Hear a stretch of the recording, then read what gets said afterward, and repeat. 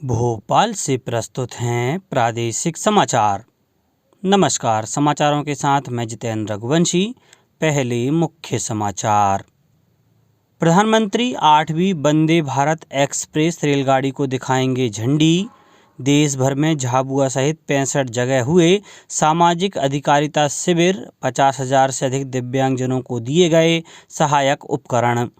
पूर्व सैनिक दिवस पर रक्षा मंत्री ने कहा, देश में विकास इसलिए हो रहा है क्योंकि सीमाएं सुरक्षित हैं।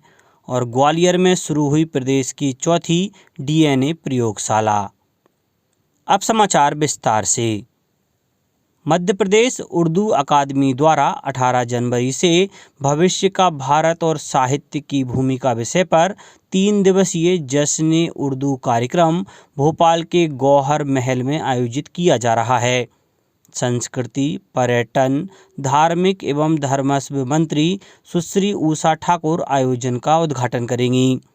उर्दू अकादमी की निदेशक डॉक्टर नुसरत मेहदी ने बताया कि जश्न उर्दू में प्रदेश भर में आयोजित विभिन्न साहित्यिक गतिविधियों एवं प्रतियोगिताओं के विजेताओं एवं नए रचनाकारों को सम्मानित किया जाएगा।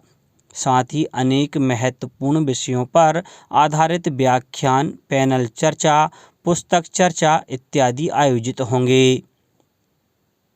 प्रधानमंत्री नरेंद्र मोदी आज सुबह वीडियो कॉन्फ्रेंस के जरिए सिकंदराबाद और विशाखापट्टनम के बीच चलने वाली वंदे भारत एक्सप्रेस रेलगाड़ी को झंडी दिखाएंगे। यह 8वीं वंदे भारत एक्सप्रेस रेलगाड़ी होगी और 2 तेलुगु भाषी राज्यों आंध्र प्रदेश और तेलंगाना को जोड़ेगी।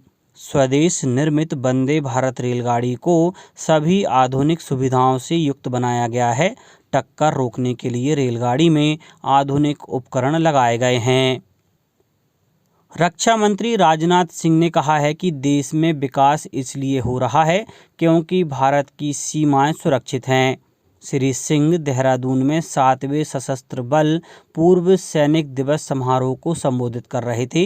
उन्होंने कहा कि भूतपूर्व सैनिकों की भलाई तथा उनका कल्याण सुनिश्चित करना सरकार का कर्तव्य है और इस दिशा में कई महत्वपूर्ण कदम उठाए गए हैं। उन्होंने बताया कि पूर्व सैनिकों के कल्याण के लिए रक्षा मंत्रालय में एक विशेष विभाग भी कार्यरत है। श्री राजनाथ सिंह ने कहा कि सरकार की तरफ से जो भी पेंशन, चिकित्सा और अन्य सुविधाएं प्रदान की जाती हैं, वे पूर्व सैनिकों के प्रति सम्मान दिखाने के लघु माध्यम मात्र हैं। सीहोर में 14 जनवरी 1858 को 356 क्रांतिकारियों ने अपनी शहादत दी थी। अंग्रेजी शासन के खिलाफ मध्य भारत में चल रहे विद्रोह में सीहोर में अंग्रेजों द्वारा किए गए बर्बरतापूर्ण दमन को जालियांवाला बाग हत्याकांड की तरह माना जाता है। दरअसल सीहोर छावनी के सैनिकों ने अंग्रेजों का झंडा उतार कर जला दिया और महावीर कोट और बली शाह के संयुक्त नेतृत्व में स्वतंत्र सिपाही बहादुर सरकार का ऐलान किया।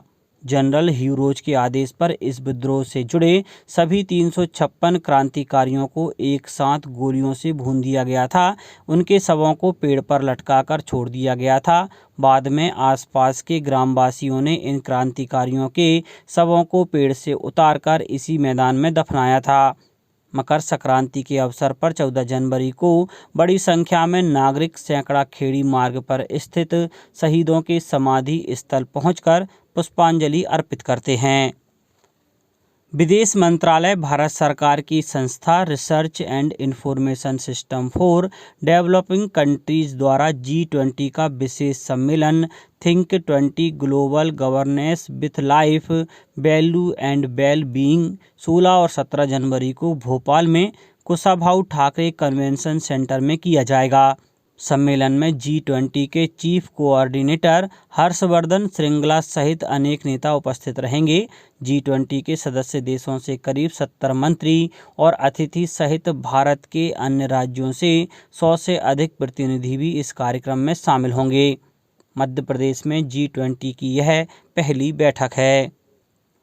सामाजिक न्याय और अधिकारिता मंत्रालय के दिव्यांग जन सशक्तिकरण विभाग द्वारा देश भर में 65 सामाजिक अधिकारिता शिविरों का आयोजन किया गया, जिसमें 50,000 से अधिक दिव्यांगजनों को विभिन्न प्रकार के सहायक उपकरण दिए गए।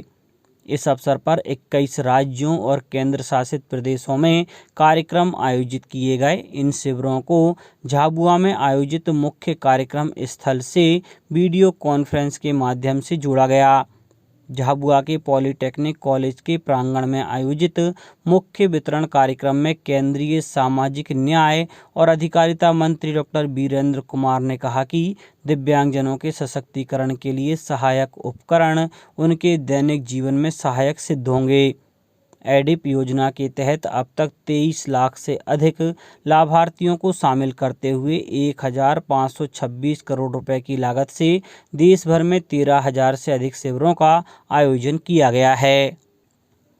गृह मंत्री डॉक्टर नरोत्तम मिश्रा ने ग्वालियर में प्रदेश की चौथी डीएनए प्रयोगशाला का उद्घाटन किया। इस अवसर पर उन्होंने कहा कि ग्वालियर के बाद जबलपुर में भी इसी साल डीएनए लैब खोली जाएगी।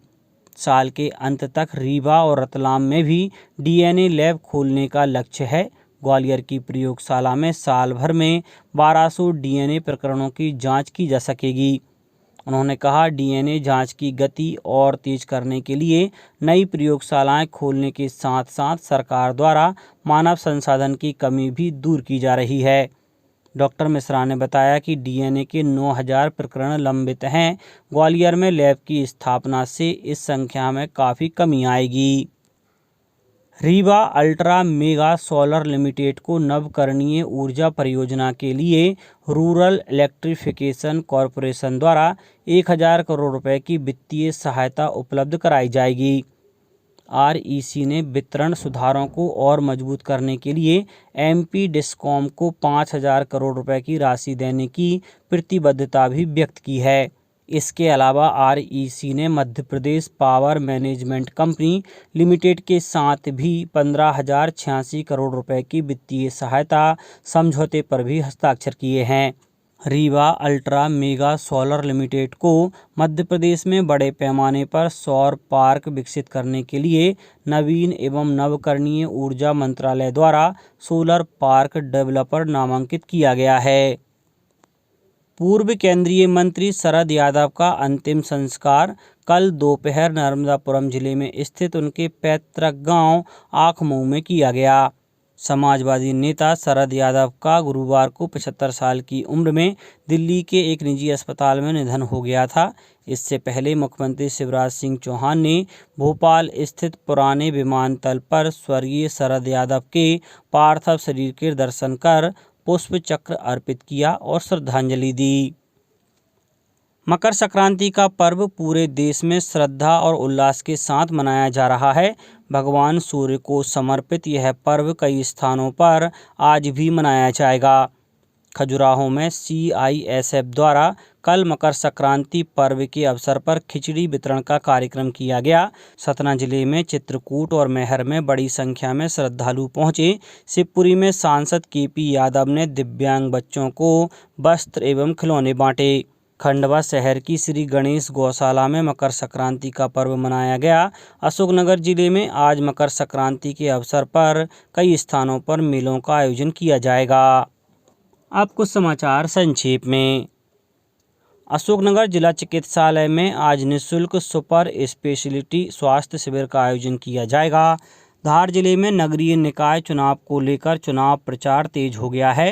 राजनीतिक दल मतदाताओं को रिझाने के लिए पूरा जोर लगा रहे हैं। जिले में 3 नगरपालिका और 6 नगर परिषद सहित कुल 9 निकाय में चुनाव होना है। रीवा में धान खरीदी के दौरान अवैध राशि की मांग तथा किसानों को घर से धान भरने के लिए बारदाने एवं टैग उपलब्ध कराने पर 2 व्यक्तियों के विरुद्ध कार्रवाई की गई है। राजगढ़ में मुख्यमंत्री कन्या विवाह और निकाह योजना के अंतर्गत 26 जनवरी को समस्त जनपदों में सामूहिक विवाह का आयोजन किया जाएगा और महापौर श्रीमती मालती राय ने भोपाल के अयोध्या नगर में जल प्रदाय और सीवरेज पाइपलाइन बिछाने के काम का भूमि पूजन किया। अंत में मुख्य समाचार एक बार फिर। प्रधानमंत्री 8वीं वंदे भारत एक्सप्रेस रेलगाड़ी को दिखाएंगे झंडी। देश भर में झाबुआ सहित 65 जगह हुए सामाजिक अधिकारिता शिविर। 50,000 से अधिक दिव्यांगजनों को दिए गए सहायक उपकरण। पूर्व सैनिक दिवस पर रक्षा मंत्री ने कहा, देश में विकास इसलिए हो रहा है क्योंकि सीमाएं सुरक्षित हैं। और ग्वालियर में शुरू हुई प्रदेश की चौथी DNA प्रयोगशाला। इस बुलेटिन में इतना ही। घर पर रहिए, सुरक्षित रहिए और सुनते रहिए प्रादेशिक समाचार। नमस्कार।